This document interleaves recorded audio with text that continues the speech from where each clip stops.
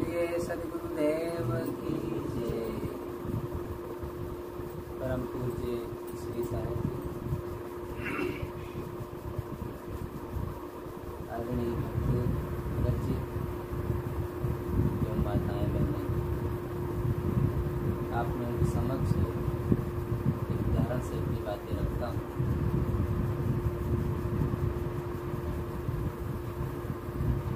एक बार की बात है, एक भक्त के ऊपर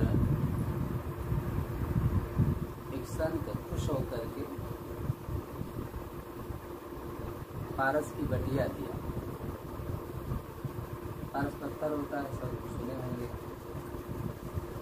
जो सोना बनाता है। तो भक्त को खुश होकर के दिया, ताकि क्योंकि भक्त गरीब था तो उनकी सेवा भावना को देखते हुए बटिया दे दिया। भक्त भी बहुत खुश था। संत चले गए। उस बटिया की अवधि 6 महीने की थी कि 6 महीना में आपके घर से ये गायब हो जाए। 6 महीना में आप जो इसमें सोना बनाना चाहें बना सकते। भक्त जी जब हाथ में पाए तो बहुत खुश थे। ले जा करके बढ़िया से कोठरी में रख दिए। रख करके अब मन में उन्हें विचार आया कि 6 महीना तो बहुत होता है, इसको तो बस छुआना है और सोना बनाना है। 6 महीना का समय बहुत होता है, इसमें तो मैं बहुत सोना बना सकता हूँ, समय से बना लूंगा। इस दृष्टि से वो थोड़ा से अपने मन को टाल दिए, आलस में पड़ गए, प्रमाद में पड़ गए और अपने काम धंधा में वो लग गए। ऐसे करते करते 1 महीना, 2 महीना, 3 महीना, 4 महीना, 5 महीना बीता। तब उन्हें ख्याल आया कि अरे समय तो बहुत चला गया, लेकिन फिर भी अरे 1 महीना तो बहुत ज्यादा होता है, 1 महीना में मैं बहुत बना सकता हूँ। इस दृष्टि से फिर वो बात को टाल दिए।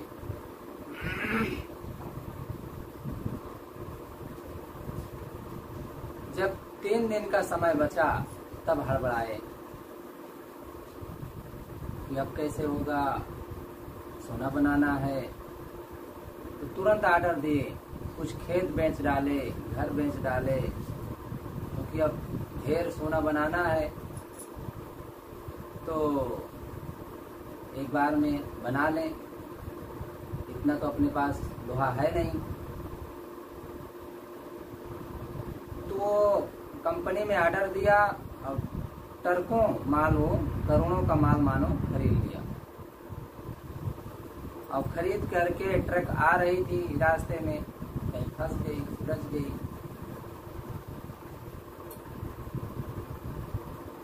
अब 1 दिन का समय बचा। वो बस ट्रक फंसी रही। आते आते आते आते पारस बटिया की अवधि समाप्त हो गई। ट्रक आ गया घर पर। अब लगा दौड़ करके हम पारस पत्थर लाएं और सोना बना लें। जैसे पारस पत्थर के पास जाते हैं वहां पारस पत्थर नहीं होता। किसका दोष है इसमें? संत गुरुजनों का दिया हुआ ज्ञान नहीं पारस बटिया। अक्सर हमारा मन लोहे को सोना नहीं बना पाता, हमारे मन जड़ मन को सोना नहीं बना पाता है, अर्थात ज्ञानी नहीं बना पाता है, नम्र नहीं बना पाता है, सरल नहीं बना पाता है। कैसे? जैसे वो भक्त पारस पत्थर से लोहा को सोना नहीं बना पाए, ऐसे हमारा मन जड़ बना हुआ। जड़ बना मतलब जड़ मान्यताओं में ही उसे आनंद आता है। चाहे वो परिवार की दृष्टि से देखें, धन की दृष्टि से देखें, शरीर से संबंधित जो भी कार्य हम करते हैं वो सब जड़ मान्यता है। माने जड़ के प्रति प्रेम। जड़ के प्रति प्रेम का मतलब संसार के प्रति ममता, मोह जो है वो सब कहीं न कहीं लोहा से प्रेम करना है, और जड़ता में ही मन को लगाए रखना है। थोड़ा से इससे ऊपर उठते हैं, भक्ति भावना जागृत होती है तो भगवान भवानी में उलझ जाते हैं, देवी देवता में उलझ जाते हैं, परमात्मा में उलझ जाते हैं।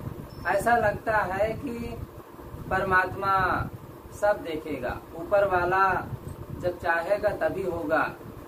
जब राम चाहेंगे, किसी से कहो भैया आश्रम आया करो, कभी सत्संग में भी कभी कभी आया करो, तो लोग कहते हैं आपकी कृपा होगी तो आ जाएंगे।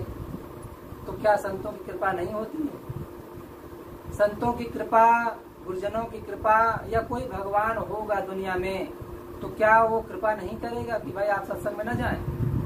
उन सबकी कृपा है, यहाँ तक कि पूरी प्रकृति की कृपा है। हवा बढ़िया चल रही है, सूरज अपनी गर्मी दे रहा है, प्रकाश दे रहा है, धरती माता से अन्न जल सब कुछ मिल ही रहा है। चारों तरफ से तो वरदान ही मानो हमें मिला है। फिर चूक कहाँ होती है जिससे मन में दुख बना रहता है, मन में पीड़ा बनी रहती है। इस पीड़ा से मुक्ति हम कैसे पाएं? पीड़ा से मुक्ति तभी पाया जा सकता है जब पारस पत्थर का हम प्रयोग करें, सही समय पर प्रयोग करें। सही समय पर प्रयोग नहीं किया गया तो ज्ञान काम नहीं आता है। सही समय पर प्रयोग करने का मतलब जो भी हमारे पास ज्ञान है उसका अभ्यास करना, अपने अंदर उसका मनन करना, चिंतन करना, तभी तो हमारे जीवन में वो काम करेगा। जब मनन चिंतन ही नहीं करेंगे, उसके प्रति अपनी भावना को धारण नहीं करेंगे, तब वो कैसे काम करेगी? अगर हम ज्ञान से लाभ लेना चाहते हैं, ज्ञान हमें शांति देता है। ज्ञान का मतलब विद्या भी हम कह सकते हैं। विद्या का मतलब होता है विनम्रता। अगर विद्या से हमें विनम्रता आती है, सरलता आती है, कोमलता आती है, हमारा अहंकार टूटता है, तो मानो सही विद्या के पास हम हैं, अथवा सही विद्या हम में है, सही ज्ञान हम में है। अगर हमें अहंकार कूट कूट कर भरा है, विद्या को लेकर के भी आज बच्चे पढ़ाई करते हैं, कुछ उनको डिग्रियां मिल जाती है, तब उनको गुमान हो जाता है। अनपढ़ से वो टेढ़े मुंह भी बात नहीं करना चाहते हैं, अनपढ़ को बिल्कुल तुच्छ समझते हैं, गंवार समझते हैं, और न जाने क्या क्या भावना उनके अंदर होती है। साधारण व्यक्ति बूढ़े हैं या देहाती है, उनकी तरफ तो देखना भी नहीं चाहते हैं। तो विद्या उनके लिए क्या बन गई? मानो काल बन गया। काला सर्प शरीर में खाइन सब जग झार, बिरले ते जनबासी हैं जो रामई भजे विचार।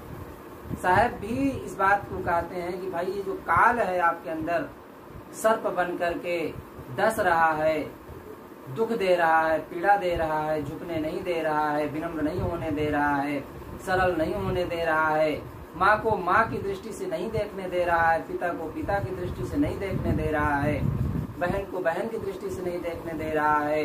वो काल आपको दुखी कर रहा है। उस काल के चक्कर में पड़ करके आप दुखी हैं, उस काल को मारना चाहते हैं, उससे बचना चाहते हैं, तो राम ही भजे विचार। राम का भजन करो।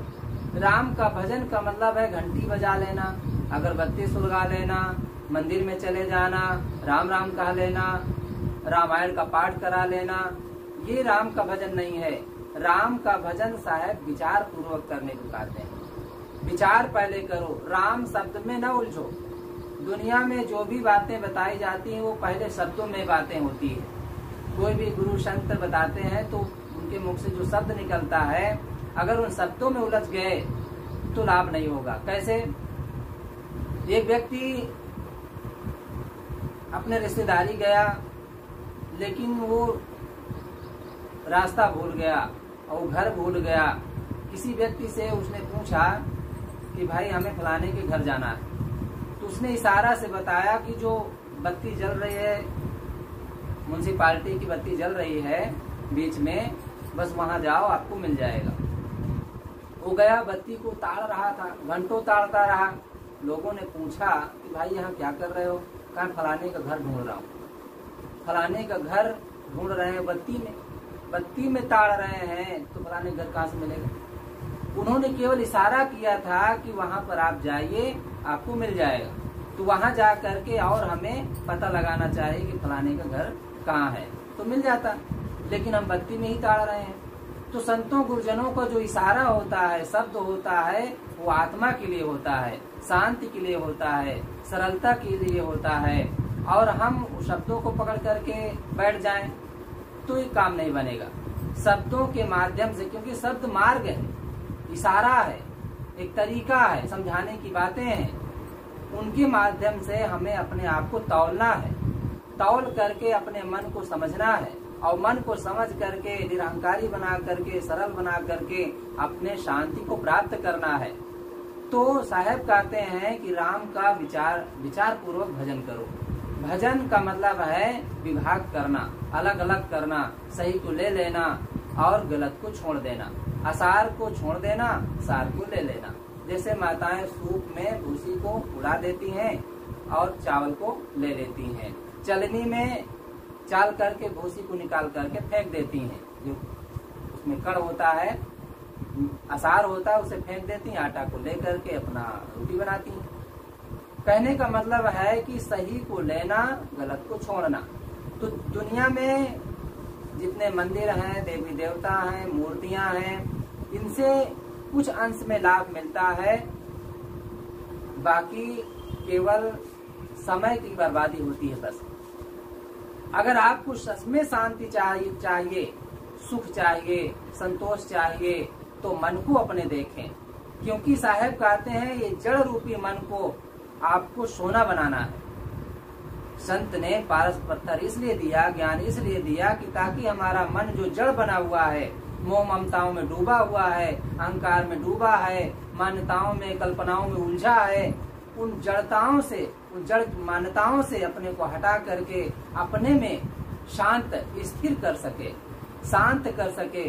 क्योंकि विचार करके देखेंगे, जब हम आंख को बंद कर लेते हैं तो थोड़ी देर के लिए हम दुनिया से मुक्त हो जाते हैं, क्योंकि मूंदो आंख कतो कछु नहीं।